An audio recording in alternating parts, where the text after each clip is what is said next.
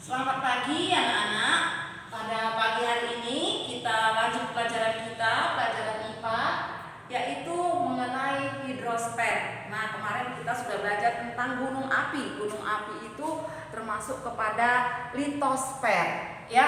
Nah, sekarang kita masuk ke hidrosfer. Hidrosfer ini adalah air yang meliputi bagian dari bumi.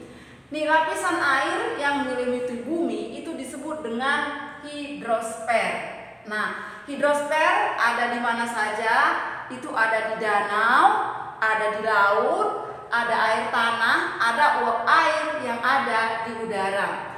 Nih, air ini sangat penting bagi kehidupan makhluk hidup. Nih, kalau dia tumbuhan, itu dia berguna untuk proses fotosintesis. Nah, kita tahu ya, proses fotosintesis ini dia CO2 tambah air, ya, ini atau H2O.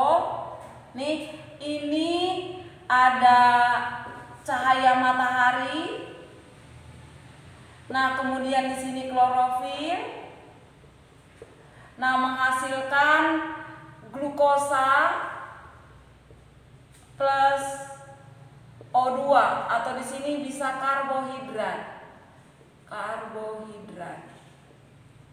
Nah, jadi di sini kita lihat bahwa pada proses fotosintesis memerlukan air.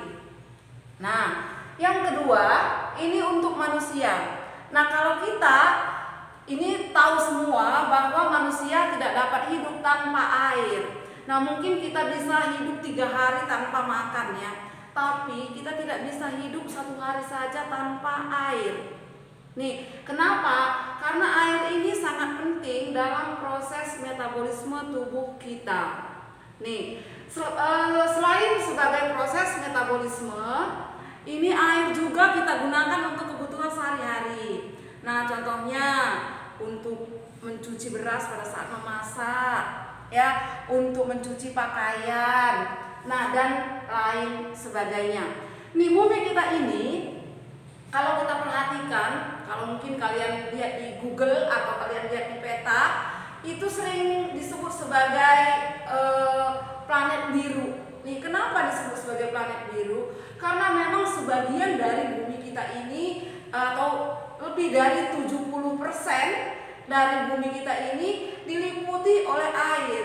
Nah, karena sebegitu banyaknya fungsi air dalam kehidupan sehari-hari. Nah, air di bumi ini memiliki sebuah siklus. Namanya apa, anak-anak? Siklus hidrologi atau siklus air. Nah, apa yang dimaksud dengan siklus hidrologi? Itu adalah sebuah proses daur ulang air yang terjadi secara terus-menerus atau secara berulang-ulang. Nih, prosesnya Ibu gambarkan di sini. Nih, pertama tadi kita belajar tentang hidrosfer ini terdapat di mana saja. Ini ada di Ibu gambarkan di sini, mungkin ini lautan ya. Lautan. Nah, lautan ini dipanasi oleh sinar matahari. Nih, ini lautan kena panas sinar matahari, maka otomatis air laut tadi dia akan menjadi uap air naik ke atas, dia menjadi uap air. Nah, atau di sini prosesnya namanya proses evaporasi. Ya. Nah, uap air tadi ini dia akan mengumpul. Ya, nah pada saat dia mengumpul itu namanya terbentuklah awan. Nah, kalian mungkin sering melihat awan walaupun tidak ada hujan, kadang-kadang ada awan di langit kita lihat ya. Itu adalah proses uap air yang mengumpul menjadi satu. Ya, nah ini setelah dia mengumpul ini namanya proses kondensasi atau pengembunan. Ya, nanti ini si lautan ini atau air ini dia akan menguap terus-menerus jika ada sinar matahari. Dan kalau dia menguap terus-menerus, maka di sini pun akan mengumpul terus-menerus. Ya, ini tadi dia jadi awan tadi Ya. Nah, ini awan ini akan berjalan sesuai dengan hembusan angin.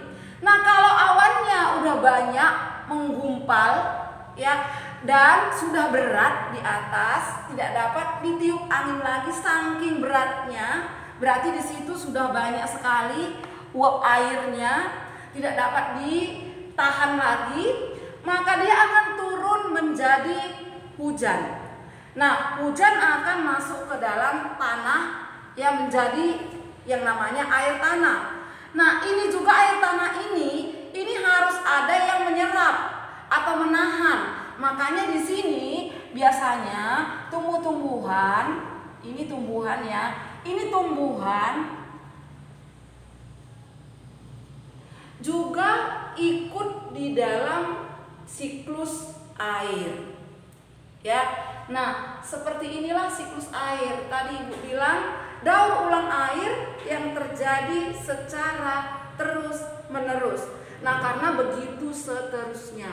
Ini seperti kalau kita belajar seperti rantai makanan yang tidak terputus karena terjadi secara terus-menerus.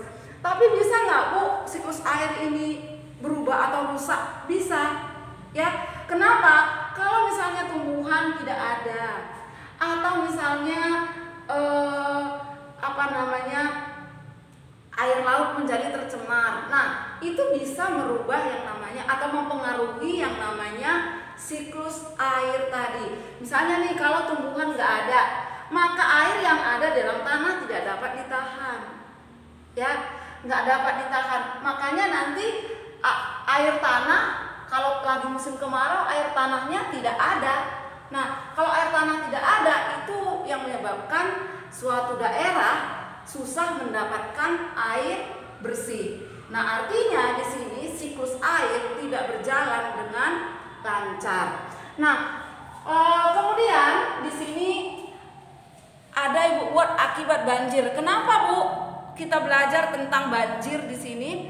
Karena kita belajar tentang air, maka air ini karena banyak di bumi ini mempunyai dampak negatif dan dampak positif. Kalau dampak negatifnya tadi kita udah belajar, yaitu untuk tumbuhan dan untuk manusia itu dampak positif.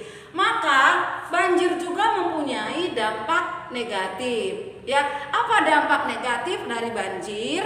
Itu satu, merusak bangunan. Nah, kita tahu apalagi di Jakarta ya, sering terjadi banjir. Nah, kalau sering terjadi banjir, maka rumah kita kalau kalian perhatikan, sekalipun terbuat dari bata atau gedung ya, nah tetapi kalau sering terjadi banjir, setiap tahun terjadi banjir, lama-lama tembok kita akan menjadi lapuk.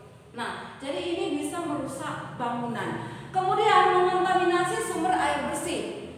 Nih, kalian tahu kalau banjir ya, semua air tercampur. Air dari selokan, air dari sungai, air dari mana-mana, semua berkumpul menjadi satu.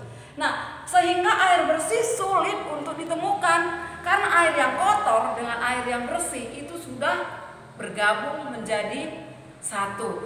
Nah, kalau sumber air bersih sudah terkontaminasi, maka otomatis akan timbul penyakit. Nah, penyakit apa saja yang bisa terjadi kalau misalnya sumber air bersih sudah terkontaminasi oleh bakteri? Nah, kita bisa menderita penyakit perut, ya. Nah, kemudian apalagi biasanya kalau musim hujan itu penyakit tipes.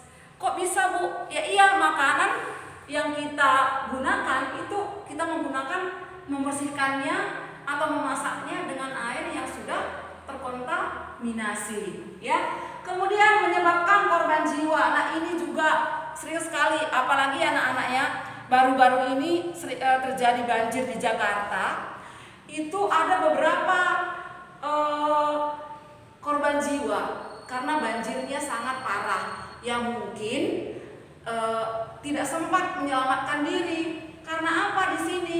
Karena dia tidak melakukan tindakan siaga banjir. Padahal sudah tahu bahwa Jakarta itu pada bulan Januari, Februari itu sering sekali terjadi banjir, tapi tidak siaga. Nah, kalau tidak siaga maka dapat menyebabkan yang namanya korban jiwa. Nah, kemudian gagal panen. Nah, kalau gagal panen, kalau di Jakarta kita nggak mungkin akan melihat akibat banjir gagal panen. Karena di Jakarta kita tidak pernah melihat orang menanam padi atau orang menanam jagung. Nah, tapi kalau di daerah lain, ya, di daerah lain, di dataran rendah yang bukan di Jakarta, itu kalau misalnya terjadi banjir, maka dapat menyebabkan gagal panen. Ya, kalau di Jakarta kalau banjir apa yang terjadi kadang-kadang?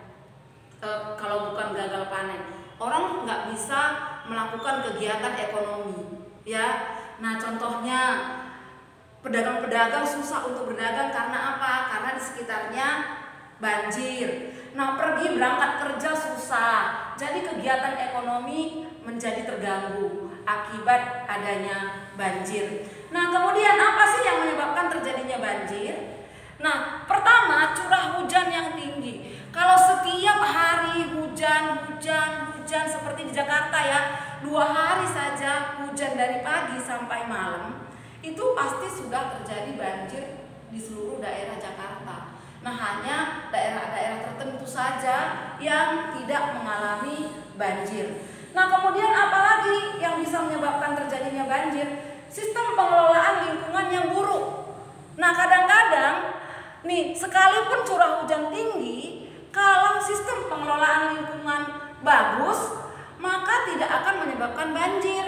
Nah, contohnya seperti apa? Nah, kalau misalnya suatu kota, nah, misalnya berapa persen dari kota tersebut harus misalnya ditanam daerah hijau untuk menyerap banjir. Nah, tetapi kita tidak menanam tanaman hijau atau tidak menanam tumbuh-tumbuhan yang dapat menyerap banjir, sehingga pas datang hujan tidak ada yang menyerap air hujan tadi atau tidak ada yang menahan. Nih, maka terjadi banjir karena apa? Sistem pengelolaan lingkungannya tidak baik. Nah, terus selokan-selokan kita kadang-kadang dibuat sembarangan, bangun rumah sembarangan, selokannya nggak tahu kemana. Nah, akhirnya yang terjadi apa? Pada saat curah hujan tinggi, maka selokan-selokan akan penuh oleh air karena alirannya tidak tentu kemana, ya, tersumbat begitu saja, tidak mengalir, ya. Nah, itu yang biasanya menyebabkan banjir. Kemudian perilaku manusia. Nah, perilaku manusia apa? Misalnya buang sampah sembarangan. Nah, begitu banyak sampah, ada sungai di belakang rumah, buang begitu saja. Nah, ada selokan di depan rumah, buang begitu saja. Nah, hal tersebut dapat menyebabkan banjir. Nah, ini perilaku kita inilah yang perlu diperbaiki. Ya, ini perilaku pribadi lepas pribadi, jangan nunggu orang lain yang memperbaiki. Kita dulu yang memperbaiki perilaku kita. Nah, jangan buang sampah sembarangan. Buanglah sampah pada tempatnya. Nah, itu kan juga mengurangi yang namanya polusi selain dari menyebabkan banjir tadi. Nah, jadi agar terhindar dari bahaya banjir, kita harus melakukan tindakan siaga banjir. Nah, baik sebelum banjir, saat banjir, dan setelah banjir. Nah, sebelum banjir bagaimana? Sebelum banjir, kita pasti sediakan, karena kita sudah kenal lingkungan kita yang memang setiap tahun pasti akan mengalami banjir. Jadi sebelum banjir ini kenali dulu lingkungan kita. Lingkungan kita ini daerah banjir apa enggak? Kalau misalnya daerah banjir, berarti kita sudah mempersiapkan sebelum hari banjirnya atau bulan banjirnya. Biasanya kan kita tahu, kalau kita sudah kenali daerah kita, misalnya bulan Januari, Februari, itu pasti curah hujan sangat tinggi, sehingga pasti kemungkinan akan terjadi banjir di daerah kita. Maka kita akan menyiapkan obat-obatan, kita akan menyiapkan keperluan kita untuk mengungsi saat banjir, ya. Nah, terus apalagi sebelum banjir yang perlu kita perhatikan, ya. Nah, atau misalnya sebelum banjir kita beresin rumah kita atau kita naikkan. Nah, agar kita agar kita terhindar dari bahaya banjir tadi. Nah, kalau saat banjir, Kalau saat banjir, kalau memang rumah kita rawan banjir, ini saat banjir berarti lagi keadaan banjir ya. Kita bisa pergi ke tempat pengungsian yang sudah disiapkan atau di pos-pos yang sudah disiapkan ya. Nah, kemudian setelah banjir, maka kita bisa kembali ke rumah kita dengan membersihkan rumah kita terlebih dahulu sebersih-bersihnya. Karena seperti yang Ibu bilang tadi, banjir itu menyebabkan banyak sekali kuman-kuman yang masuk ke dalam rumah kita. Karena segala macam kuman yang berasal dari luar itu bisa masuk ke dalam rumah. Karena itu harus membersihkan rumah sebersih mungkin, baru kita bisa menempati rumah kita kembali. Nah, demikianlah pelajaran kita pada hari ini tentang hidrosfer. Ya, semoga apa yang kita pelajari pada hari ini dapat menjadi pelajaran hidup bagi kita dalam kehidupan sehari-hari. Ya, nah tetap semangat dalam belajar walaupun dari rumah dan jaga kesehatan.